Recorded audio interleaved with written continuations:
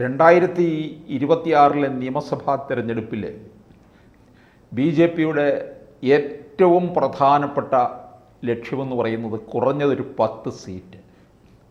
അതിൽ നിയമം പിടിച്ചെടുക്കണം എന്നുള്ളത് അതിനേക്കാളും അതിപ്രധാനമായിട്ടുള്ള കാര്യമാണ്.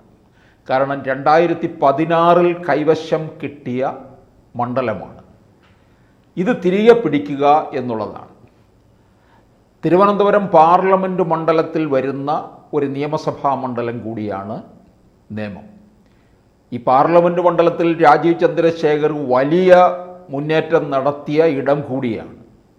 വെറും 15,000 വോട്ടിന് മാത്രമാണ് തരൂരിനോട് പരാജയപ്പെടേണ്ടി വന്നത്. ഇനി അതുണ്ടാകില്ല എന്ന് വരുത്തുന്നതിന് വേണ്ടിയാണ് ഈ നിയമം പിടിച്ചെടുക്കുക എന്നുള്ളത്. പാർലമെൻറ്റ് തെരഞ്ഞെടുപ്പിൽ നേമം നിയമസഭാ മണ്ഡലത്തിലും രാജീവിന് വലിയ നേട്ടം തന്നെയാണ് ഉണ്ടാക്കാൻ കഴിഞ്ഞത്. അതുപോലെ ഈ തദ്ദേശ തെരഞ്ഞെടുപ്പിൽ നേമം നിയോജക മണ്ഡലത്തിലെ ഒട്ടുമിക്ക വാർഡുകളും BJPക്ക് അനുകൂലമായി മാറുകയാണ് ചെയ്തിട്ടുള്ളത്. ഈ അനുകൂല സാഹചര്യങ്ങൾ കണക്കിലെടുത്തുകൊണ്ടാണ് BJP ഉറച്ച പ്രതീക്ഷയിൽ നിൽക്കുന്നത് ഈ മണ്ഡലം തിരിച്ചു പിടിക്കാമെന്നുള്ളത്. പക്ഷേ അങ്ങനെ അങ്ങ് നിസാരമായിട്ട് അതിനെ കാണാൻ കഴിയില്ല. അല്പം ഗൗരവമായിട്ട് തന്നെ എടുക്കേണ്ടിയിരിക്കുന്നു. ലോക്സഭാ തെരഞ്ഞെടുപ്പോ തദ്ദേശ തെരഞ്ഞെടുപ്പിന് അപ്പുറമായിട്ട് മറ്റൊരു തരത്തിലേറെ വീറും വാശിയോടും കൂടി മാറുന്നതാണ് നിയമസഭാ തെരഞ്ഞെടുപ്പ്. ആ തെരഞ്ഞെടുപ്പിൽ വളരെ സൂക്ഷ്മതയോട് നീങ്ങിയില്ലെന്നുണ്ടെങ്കിൽ നേമത്ത് വീണ്ടും അടിയറവ് പറയേണ്ടി വരും. മറ്റുള്ളിടത്ത് വിജയം ഉണ്ടാകും ഒരു പക്ഷെ നേമത്തെയാണ് ഏറ്റവും പ്രധാനമായിട്ടുള്ളത്. ഈ ചില കാര്യങ്ങൾക്ക് മൂലസ്ഥാനം എന്നൊക്കെ പറയുമല്ലോ എന്ന് പറയുന്നത് പോലെ BJPയുടെ മൂലസ്ഥാനമായി തീർന്നിരിക്കുകയാണ് നേമം. രാജഗോപാലിനെ വിജയിപ്പിച്ച മണ്ഡലം 21 എന്തോ കാരണവശാൽ നഷ്ടപ്പെട്ടു. പരാജയപ്പെടുത്തുന്നതിന് വേണ്ടി തന്നെയാണ് K മുരളീധരനെ വടകരയിൽ നിന്ന് ഇവിടേക്ക് കൊണ്ടുവന്നത്. അപ്പോൾ ഈ ശക്തന്മാരായിട്ടുള്ള സ്ഥാനാർത്ഥികൾ ഇറങ്ങിക്കഴിഞ്ഞാൽ ഒരുപക്ഷെ നേമത്തെ കാര്യം വളരെ സൂക്ഷിക്കേണ്ടിയിരിക്കുന്നു എന്നുള്ളതാണ് രാജീവ് ചന്ദ്രശേഖറിന് നൽകാനുള്ള ഒരു മുന്നറിയിപ്പ്. രാജീവ് ചന്ദ്രശേഖർ ആ മണ്ഡലത്തിൻ്റെ സ്ഥാനാർത്ഥിത്വം പ്രഖ്യാപിച്ചു കഴിഞ്ഞു. താൻ തന്നെയാണ് മത്സരിക്കുന്നത് എന്നുള്ളത്. അത് കേന്ദ്രത്തിൻ്റെ അനുമതിയോടുകൂടി തന്നെയാണ് പ്രഖ്യാപിച്ചിരിക്കുന്നത്. ഇപ്പം തൃശ്ശൂരിൽ സുരേഷ് ഗോപി പ്രഖ്യാപനം നടത്തി. അതിനും കേന്ദ്ര അനുമതി ഉണ്ടായിരുന്നു. അമിത്ഷായുടെയും നരേന്ദ്രമോദിയുടെയും വൻ പിൻബലം തന്നെ ഉണ്ടായിരുന്നു. അത്തരത്തിലുള്ള പിൻബലമാണ് രാജീവ് ചന്ദ്രശേഖറിനുള്ളത്. അതുകൊണ്ടാണ് ആ പ്രഖ്യാപനം നടത്തിയത്. എന്തുകൊണ്ടാണ് വളരെ സൂക്ഷിക്കേണ്ടിയിരിക്കുന്നു എന്ന് പറയുന്നത് എന്ന് ചോദിച്ചു കഴിഞ്ഞാൽ അവിടെ മന്ത്രി ശിവൻകുട്ടി മത്സരിക്കും എന്നൊക്കെ ഇടയ്ക്ക് ആവർത്തിച്ചു കൊണ്ടിരിക്കുകയാണ്.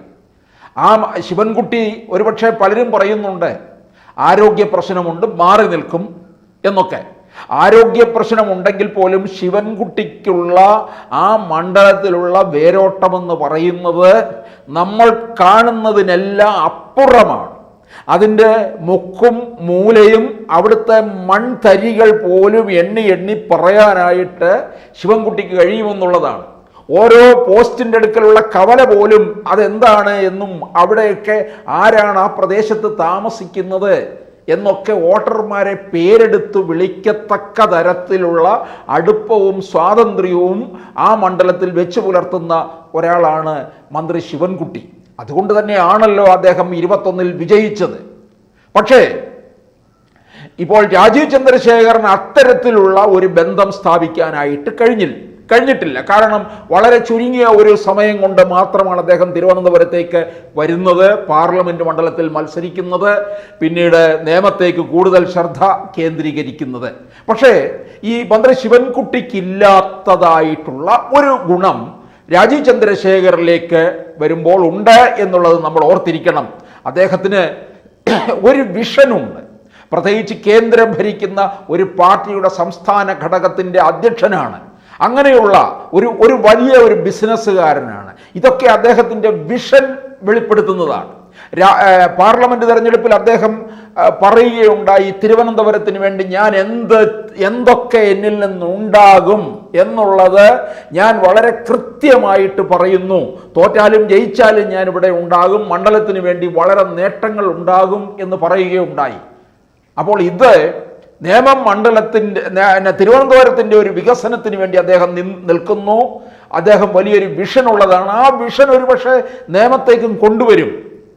പക്ഷേ വേറൊരു കാര്യം കൂടി ഇവിടെ അപകടം പതിയിരിക്കുന്നു. അതുപോലെ തന്നെ കോൺഗ്രസിൻ്റെ പ്രമുഖരായിട്ടുള്ളവർ ഇറങ്ങിക്കഴിഞ്ഞാലും അത് ആ അപകടത്തിന് ഒന്നുകൂടെ ശക്തി കൂടുകയും ചെയ്യും.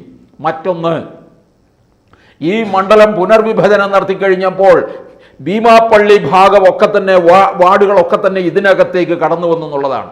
നേമമണ്ഡലത്തിൽ ഭീമാപ്പള്ളി കടന്നു വന്നതും വലിയ അപകടമുണ്ടാക്കും എന്നുള്ളതാണ്. തീരദേശത്തെ വോട്ടെണ്ണി കഴിയുമ്പോഴാണല്ലോ തിരുവനന്തപുരം പാർലമെന്റ് മണ്ഡലത്തിൽ ശശി തരൂർ കയറിപ്പോയിട്ടുള്ളതൊക്കെ. അതിനു മുമ്പ് BJPയുടെ സ്ഥാനാർത്ഥി മുന്നിട്ട് നിൽക്കുന്നതാണ് നമ്മൾ കണ്ടത്. O രാജഗോപാൽ ഏതാണ്ട് വിജയത്തോടടുത്തു എന്ന് പറഞ്ഞുകൊണ്ട് മാരാർജി ഭവനിൽ നിന്ന് BJP കൊടിയുമേന്തി പ്രവർത്തകരിറങ്ങിയതല്ലേ വിജയാഹ്ലാദ പ്രകടനത്തിന്. തീരദേശം എണ്ണിക്കഴിഞ്ഞപ്പോൾ കിടക്കുന്നു, കാര്യങ്ങളെല്ലാം മാറി. ഇത്തവണയും അതുപോലെ തന്നെ. അത് വളരെ നേരത്തെ അറിയാം എന്നുള്ളത് കൊണ്ട് തന്നെ BJP പ്രവർത്തകർ അടങ്ങിയിരുന്നു. തിരുവനന്തപുരം നഗരത്തിലെ വിജയത്തിൽ ലീഡിൽ സന്തോഷിച്ചില്ല.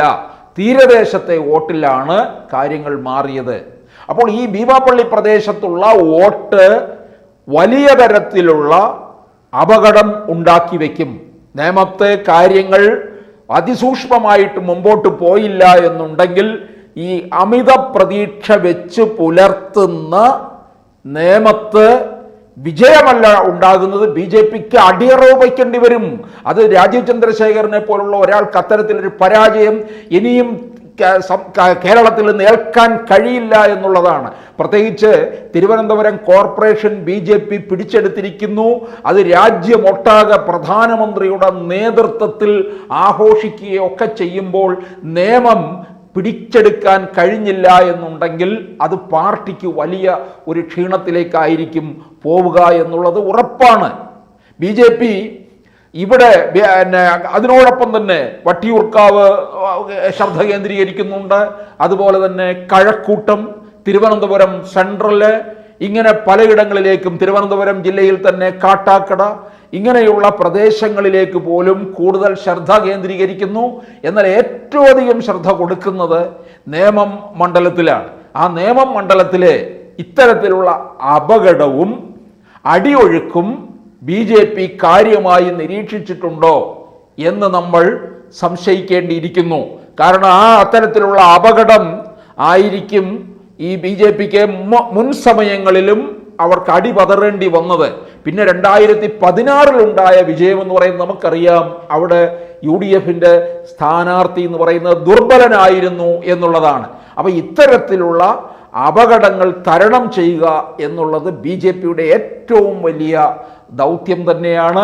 ആ ഒരു കൃത്യം അവർക്ക് പൂർത്തിയാക്കേണ്ടിയിരിക്കുന്നു എന്നുള്ളതാണ്.